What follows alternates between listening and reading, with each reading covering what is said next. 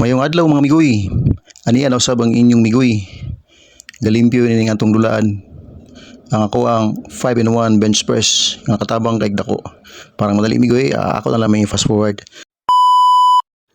Akong gipang fix migoy ang mga nangaluag nga mga bolt sa ato ang 5-in-1 bench press. Ingon man ang ako ang pull ups para sa abaga migoy, shoulder ako pong gilimpyuhan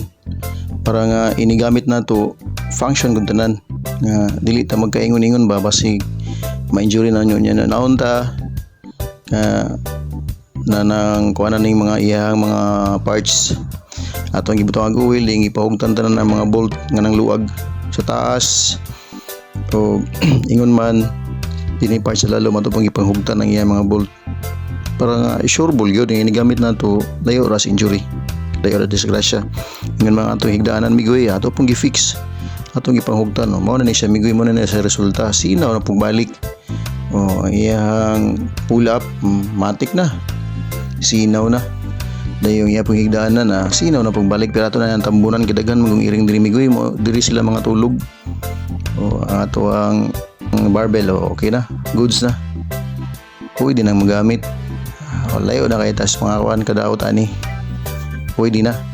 so nakatawag ini sa dako migoy matik na